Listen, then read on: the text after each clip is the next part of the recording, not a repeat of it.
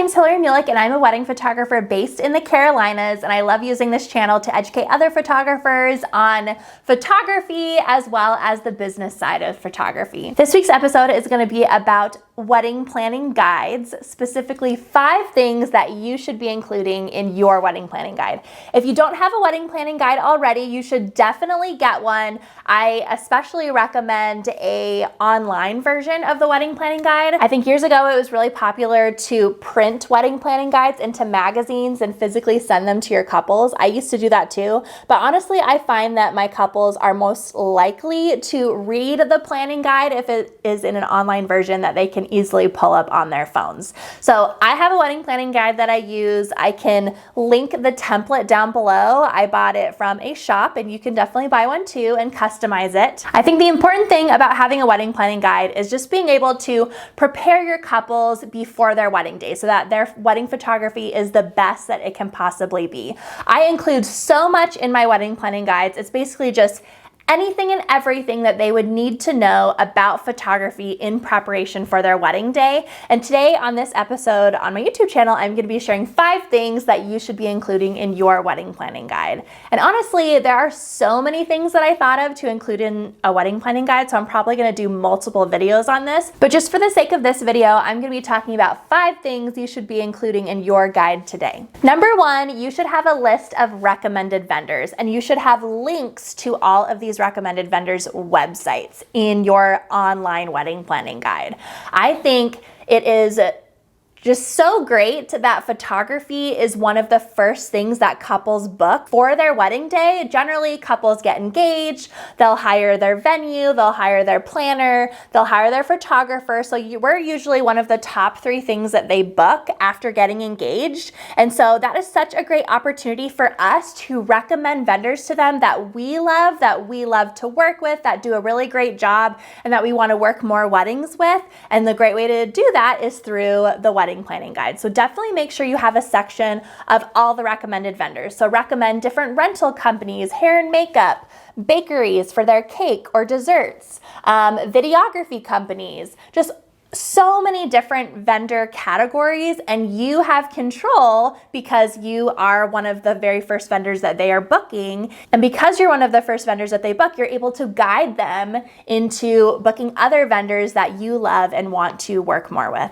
The second thing you should be including in your wedding planning guide is talking about the differences between a first look and an aisle reveal. There are so many pros and cons to both, and it really just depends on how they want to structure their wedding day. So I think that talking about these differences in depth in your wedding planning guide and telling them, okay, if you have a first look on your wedding day, here are the benefits, here are the cons. If you do an aisle reveal on your wedding day and decide not to do a first look, here are the pros, here are the cons, and just being able to list all of that in your wedding planning guide so that when your couples read it, they're able to make an educated decision on what is going to work best for them when structuring their own wedding day. So I think information on both is really important to include in your wedding planning guide. Number 3, the third thing you should be including in your wedding planning guide is a checklist of the different details that they should provide to you on the wedding day to photograph for your details.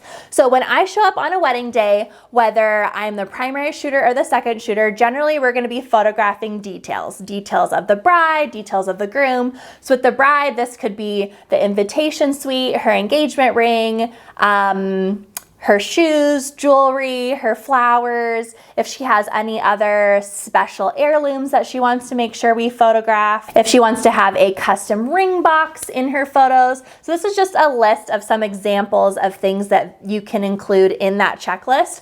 For the groom, you can have his shoes, if he has special socks, his tie, cufflinks, boutonniere, pocket square, his wedding ring, just having a list of all these details so that they can look through and be like, okay, I'm going to get all these things together for my photographer is really the best planning solution as far as details. I actually recently photographed a wedding where at the beginning of the day, I went up to the bride and I said, where are all your details? She handed me this huge box and it had all of her stuff in it. So I took it into a separate room with my styling board, started styling all of it. My second shooter was with me, and my second shooter asked me, wow, how do you get so many awesome details to work with on the wedding day? My response was, I provide them with a checklist that has all these different options of things that they could provide to me. It's in the wedding planning guide. I give them the wedding planning guide when they first book me so that they can access it then. And then when we're about 4 months away from their wedding, I send them the link to the wedding planning guide again as we start talking about timeline stuff.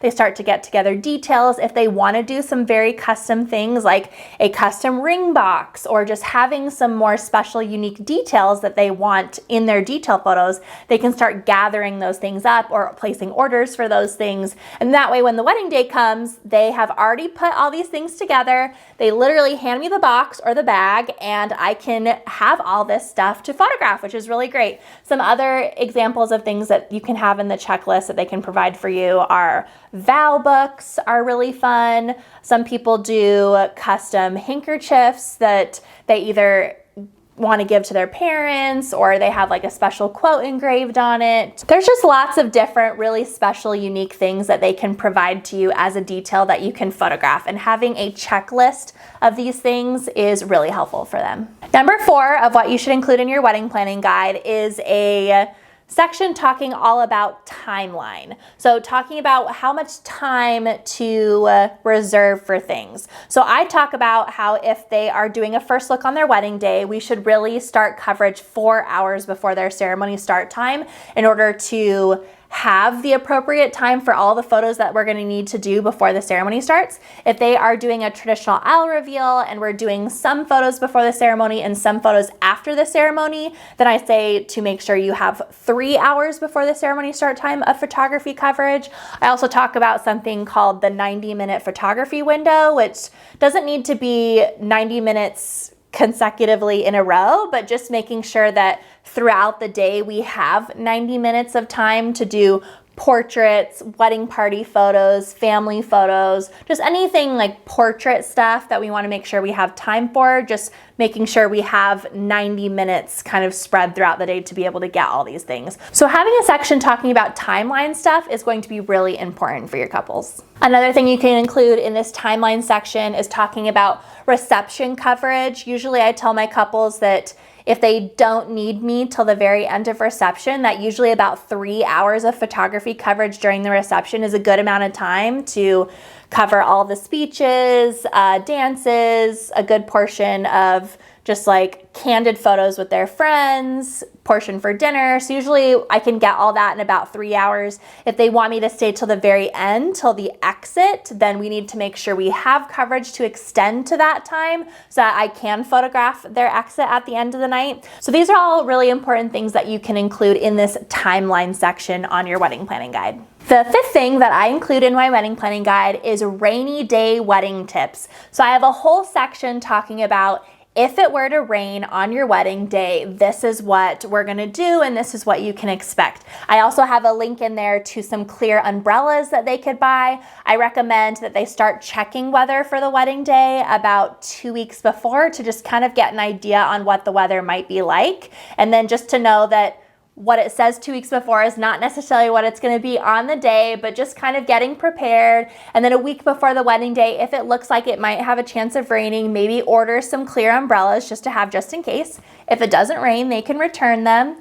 Also, maybe getting some alternative footwear for the bride so that she's not walking around in heels when it's like maybe muddy or the ground is really wet. So these are all things that are important for them to consider if it is going to rain on the wedding day. I also have a few links included in this section so that they can see galleries of weddings that I have shot on wedding days, just to reassure them that even if there's rain on their wedding day, it's not the end of the world. We're still gonna get really beautiful photos and that they don't need to worry about photography even if it's going to be rainy on the day. But there are just some things that they can do, like ordering umbrellas, maybe getting some rain boots for the bride, just some things that'll maybe make the wedding day a little bit easier if it were to rain. So that was it. Those are 5 things that I have included in my own wedding planning guide. I'll do future installments of other things that I also include in my wedding planning guide in additional videos, but I hope these 5 tips were helpful for you, and if you don't already have a wedding planning guide, you should definitely make one. Make a digital wedding planning guide so that your couples can access it online, and make sure these 5 things are included in it. Before I let you go, I wanted to let you know that I do have a free trial and discount code to my client management system, Honeybook. If you don't already have a client management system, it is a way that I send proposals, invoices, contracts. I do payments through my client management system. I do questionnaires, just anything having to do with client management system. I use Honeybook. I also schedule sessions. It's just so great. There's so many different features that I love. If you're interested in trying Honeybook, I have a link down in the description for a free trial. And then if you decide you want to move forward and actually use Honeybook long term, you can use my link and get a discount code in order to do so. Thank you so much for watching, and I will see you next week for another YouTube episode. Bye.